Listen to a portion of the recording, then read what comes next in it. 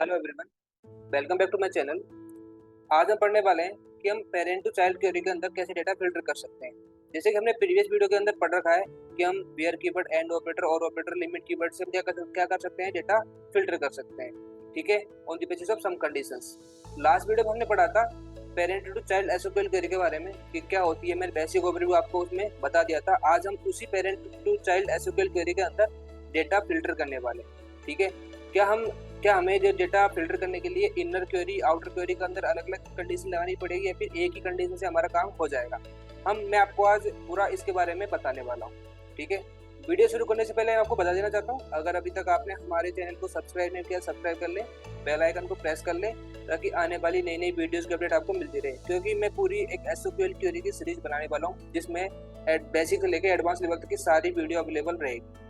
ठीक है, सबसे पहली बात आती है कि क्या हमें डेटा फिल्ट्रेशन करने के लिए पेरेंट और चाइल्ड ऑब्जेक्ट दोनों में अलग अलग कंडीशन लगानी पड़ती है या फिर एक से काम हो जाता है। देखो, हमारे पास क्या है, दो ऑब्जेक्ट है। एक तो हमारा इनर क्वेरी के अंदर है, राइट, एक हमारा आउटर क्वेरी के अंदर, राइट। ये कौन सा पेरेंट ऑब्जेक्ट है, ये हमारा कौन सा है, चाइल्ड ऑब्जेक्ट है। ठीक है, तो हमें अगर मान लो चाइल्ड ऑब्जेक्ट के अंदर डेटा फिल्टर करना है on the basis of some condition, ठीक है, तो हमारे जो ऑब्जेक्ट का नाम लिखा है मैंने यहाँ, इसके बाद में हमें वेयर कंडीशन लगानी पड़ेगी। किसके लिए, इनर ऑब्जेक्ट के लिए। ठीक है, जैसे मैं लगाता हूँ where name is not equal to null. ठीक है, जो नेम वाली कंडीशन है वो नल नहीं होनी चाहिए कॉन्टेक्स्ट में। ठीक है, ये तो किसी होगी इनर वाली क्वेरी के लिए चलेगा। अगर मुझे पेरेंट ऑब्जेक्ट के लिए लगाना है तो मुझे उसको इस आउटर क्वेरी के बाहर लगाना पड़ेगा। जैसे कि मैं यहाँ पे लगाता हूँ simple where name is not equal to नल।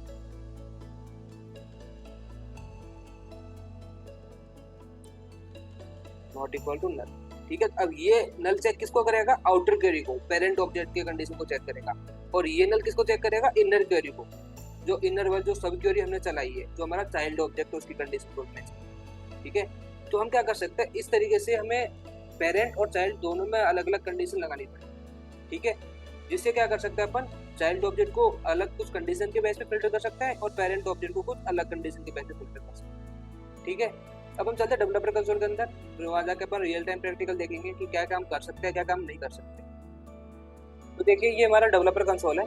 यहाँ पर हम लिखेंगे एसक्यूएल क्वेरी, कौन सी, parent to child SQL query. मैं आपको पहले सिंपल एसक्यूएल क्वेरी लिख के बताता हूँ, फिर मैं उसमें filter condition by using var keyword. ठीक है, सिंपल लिखता हूँ select ID name from account.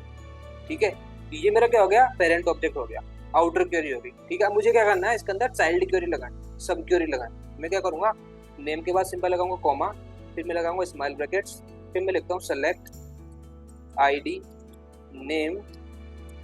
इसमें फोन नंबर फील्ड होता है, मैं वो भी फैच कर लेता हूँ, फोन फ्रॉम कॉन्टैक्ट्स। ठीक है, मैंने आपको बताया था कि जो पे इनर क्वेरी होती है उसके ऑब्जेक्ट के एपीआई नेम का हम क्या लगाते हैं, एस लगाते हैं हमेशा, राइट। अब मुझे क्या करना पड़ेगा, यहाँ पे कुछ लिमिट कीवर्ड में लगा देता हूँ ताकि मेरे पास कुछ ही रिकॉर्ड्स आए, ताकि हम उससे सिनेरियो अचीव कर लें।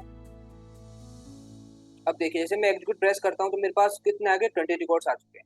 20 नहीं, ओनली 15 रिकॉर्ड्स अवेलेबल है। ठीक है, अब देखो मेरे पास कुछ रिकॉर्ड्स आ चुके हैं। इसके अंदर क्या है, आईडी आ गई, नेम आ गया, फोन नंबर फील्ड आ गई। 3 आए। 3 क्यों आए, क्योंकि हमने यहाँ पर 3 ही फील्ड पैच किए हैं, क्योंकि हमने यहाँ पर 3 ही कॉलम्स पैच किए, तो हमारे जो चाइल्ड क्वेरी उसके 3 ही दिखेंगे मेरे।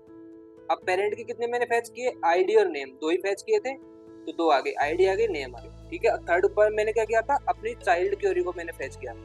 अब मैंने यहाँ पे चाइल्ड क्वेरी लिख रखी है, तो चाइल्ड क्वेरी का भी कॉलम बन गया अलग से। और पर्टिकुलर किसी एक अकाउंट ऑब्जेक्ट के अंदर, एक अकाउंट ऑब्जेक्ट के रिकॉर्ड के अंदर जितने भी चाइल्ड है, 1 2 3 4, तो सारे के सारे मेरे को यहाँ पर इसमें दिखने पड़े। ठीक है, यहाँ पे जितने भी चाइल्ड होंगे सब यहाँ पे दिखेंगे। ठीक है, in the form of list, array के फॉर्म में दिख रहे हैं ना, आप यहाँ पे देख भी सकते हो सारे जितने भी मेरे पास रिकॉर्ड्स अवेलेबल है पर्टिकुलर किसी एक ऑब्जेक्ट में। जैसे कि यूनाइटेड ऑयल नाम का मेरे अकाउंट का रिकॉर्ड है, उसके अंदर मेरे पास कुछ रिकॉर्ड्स अवेलेबल है, किसके, कॉन्टैक्ट के रिकॉर्ड अवेलेबल है, राइट।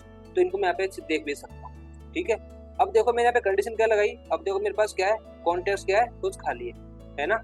चलो ठीक है, अपन क्या करेंगे, यहाँ पे कंडीशन लगाएंगे अलग अलग, राइट।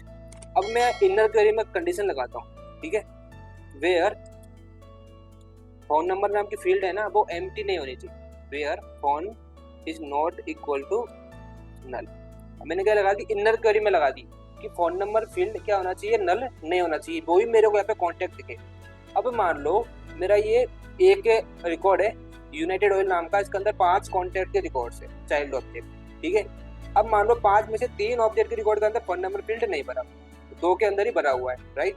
तो अगर मैंने यहाँ पे कंडीशन लगा दी phone number is not equal to null, तो इसका मतलब क्या हुआ, इसका मतलब ये हुआ कि इन 5 कॉन्टैक्ट में से जिन जिनका फोन नंबर फील्ड एम्प्टी नहीं होगा वही मेरे को यहाँ पे दिखेगी। जिन जैसे कि 3 रिकॉर्ड के अंदर फोन नंबर फील्ड एम्प्टी है वो अपने को यहाँ पर नहीं दिखने वाला है, ठीक है। तो ये इस तरह से क्या करता है, डेटा फिल्टर करके अपने को शो कराता है। ये तो गई इनर क्वेरी के बेसिस पे। इसको देखो एग्जीक्यूट प्रेस करते हैं, ठीक है। तो देखो कुछ के अंदर छट चुका है ना, पहले काफी के अंदर आ रहे थे, अब कुछ के अंदर ही आ रहे हैं, राइट। अब मैं यहाँ पे क्या करता हूँ, अकाउंट ऑब्जेक्ट में भी कुछ फिल्टर कंडीशन लगा देता हूँ, जैसे कि वेयर नेम इक्वल्स टू होना चाहिए, जैसे कि मैं किसी एक पर्टिकुलर नेम के बेस पे फैच करता हूँ, जैसे कि ये इसको मैं इसी को ले लेता हूँ, इस अकाउंट रिकॉर्ड को, कि जिसका नाम ये होना चाहिए वही रिकॉर्ड मेरे पास में आए, ठीक है। हालांकि मैं लिमिट 20 सेट कर रखी, लेकिन मेरे पास में क्या एक ही रिकॉर्ड है तो एक आ जाएंगे। अब देखो क्या आ गया, मेरे पास में ये चीज आ चुकी है। अब यहाँ पे कैसे चेक किया है उसने, यहाँ पे दोनों तरीके से चेक किया है। पहले क्या चेक किया कि कॉन्टैक्ट उसके अंदर चाइल्ड ऑब्जेक्ट है, ठीक है, अवेलेबल है, उसका फोन नंबर फील्ड नल है या फिर नहीं है। अगर नल होगा तो यहाँ पे कोई भी कॉन्टैक्ट अपने को नहीं दिखेगा, ठीक है। अगर नल नहीं है तो वो जो भी नल नहीं होगा वो रिकॉर्ड यहाँ पे दिख जाएंगे। और फिर इसने क्या चेक किया, अकाउंट ऑब्जेक्ट है, हाँ है, इस नाम से अवेलेबल है।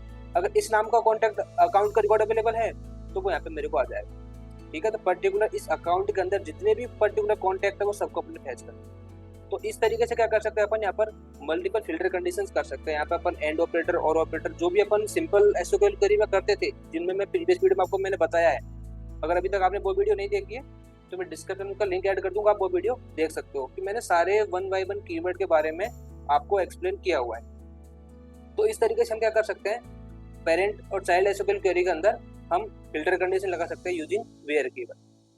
तो इस वीडियो में सिर्फ इतना ही गाइस, मिलते हैं अगली वीडियो में, जब तक के लिए जय हिंद जय भारत।